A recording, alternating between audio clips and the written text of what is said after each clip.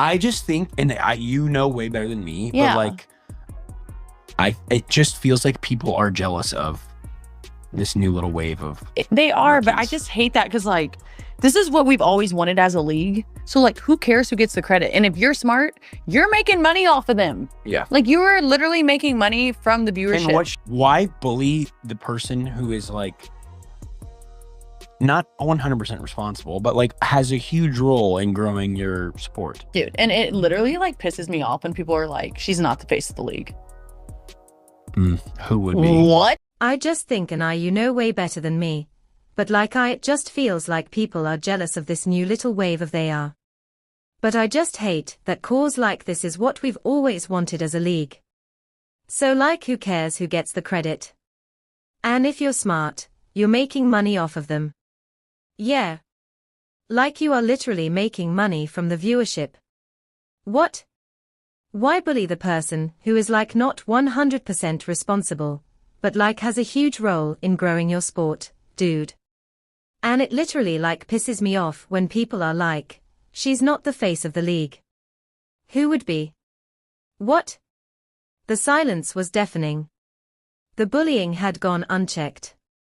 And for far too long, no one in the WNBA had the guts, or the platform, to call it what it is, targeted harassment. That is until Sophie Cunningham stepped up, and finally said what fans have been screaming into the void for months. Enough is enough. If you agree with Sophie, then comment protect Caitlin Clark. Let's go. No, there's really good well-known people in our league. I'm not discrediting them. Like, we have a lot of bad asses in our league. Like, hell yeah to that. I'm all for that. But when people try to argue that she's not the face of our league or if our league would be where we're at without her, you're dumb as __, yeah. You're literally dumb as the noise has reached a fever pitch. The tension is boiling over. And now the conversation that once lived in angry comment sections and heated group chats is being shouted out loud by someone on the inside. Sophie Cunningham hasn't just seen what Caitlin Clark is enduring. She's felt it. And she's no longer standing by while the league's biggest star gets abused, disrespected, and sabotaged by opponents and refs who should be protecting, not punishing, the face of the sport. One of the biggest stars the WNBA's ever who's that had. Her name Rams Schmaitlin. A Hurtland. Yeah. What has that been like seeing her not only kind of transform a league, but also just be like not even just the league, but like women's basketball as a whole around the world? No, I think it's awesome. I think it's so funny cause she's like 22, 23 years old and the whole world is watching her. Yeah. And then came a moment that WNBA fans won't soon forget. Cunningham didn't just offer vague support. She put herself out there in a way no other active player has dared. She took a swing, not just on the court, but at the entire system. The league that has profited from Caitlin Clark's success was now being dragged into the spotlight for failing to protect her. And Sophie was the one holding the flashlight. You have seen players in our league try to like toughen up. Caitlin, we call her CCCC for even when I wasn't on her team.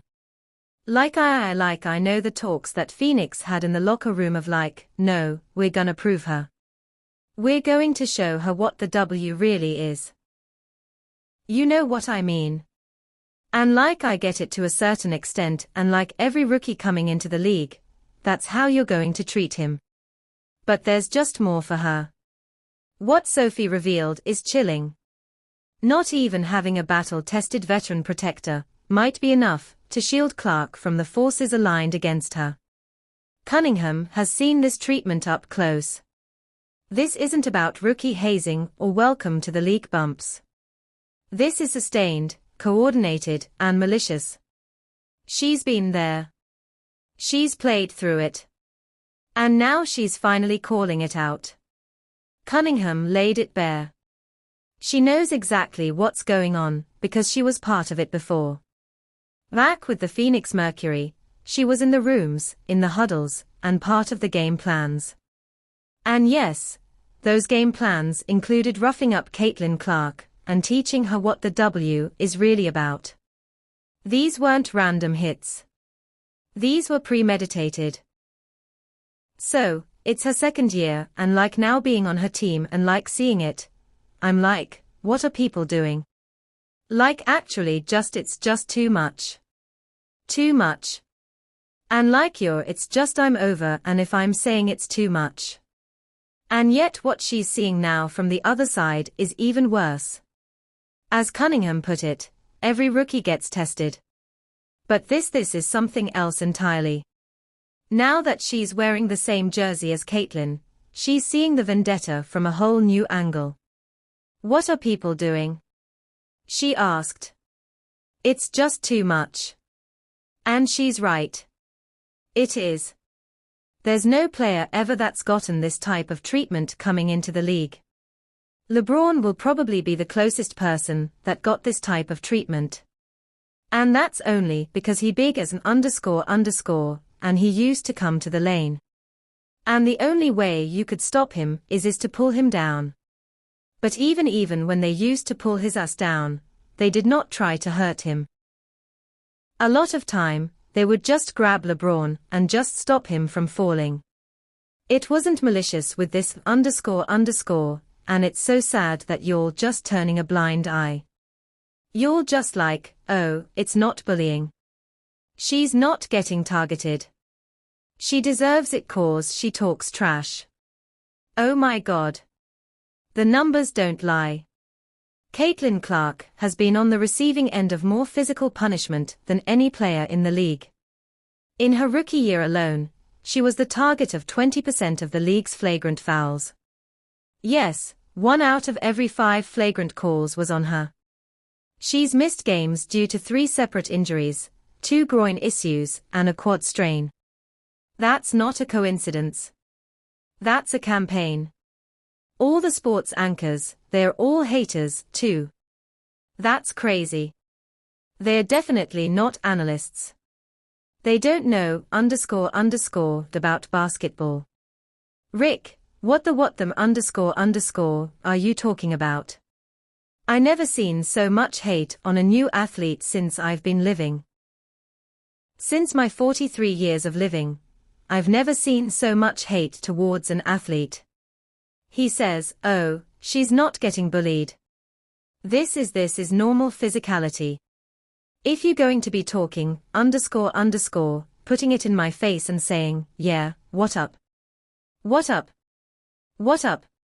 Then you're going to have that __ coming for you. Somebody going to bust you in the mouth for knocking the shot down and talking __ about it. But what's even more concerning is how these incidents have escalated, just as Cunningham has warned. From Kennedy Carter's cheap shot, that somehow got called a common foul, to Alyssa Thomas' shoulder assault that magically escaped a flagrant, to Marina Maber's shove that sent Clark sprawling. The message from the officials has been loud and clear. We're not calling anything. Sophie Cunningham isn't just speculating. She's been in the league 6 years. She's played against Clark. She's now playing beside her.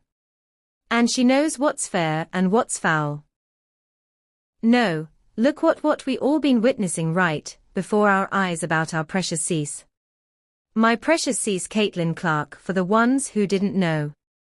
So basically, she was saying that when they was preparing, when she was on the other team, before she came to the Indiana Fever, we talking about Sophie Cunningham. She was basically saying that the Phoenix Mercury players were basically game planning and saying that they was going to assault her. And then came the moment that turned Sophie Cunningham into a legend on her podcast, Show Me Something. She didn't hold back. In fact, she blew the lid off the entire anti-Clark agenda. It literally pisses me off when people say she's not the face of the league, she snapped. But it wasn't just talk. Sophie backed it up on the court, when she sent a hard foul into Sheldon that sparked a full-on melee. It wasn't just retaliation. It was a message to every hater in the WNBA.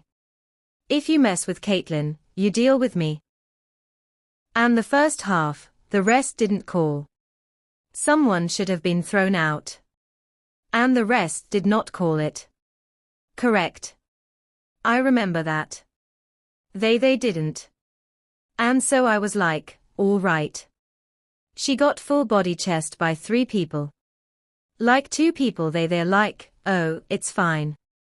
I'm like, if that was anyone else, I would have been booted out of the game.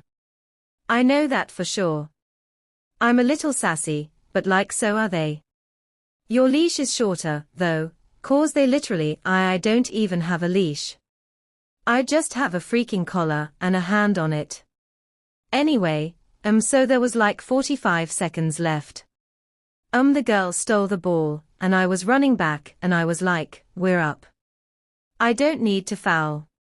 And I was like, just let her go. And I was like, all right, like who cares? Last second intrusive thoughts. I was like, fuck. And guess what? Fans loved it. Within 2 days, her TikTok exploded by 600,000 followers. Her jersey gone, sold out. Sophie didn't just gain fans, she became a movement.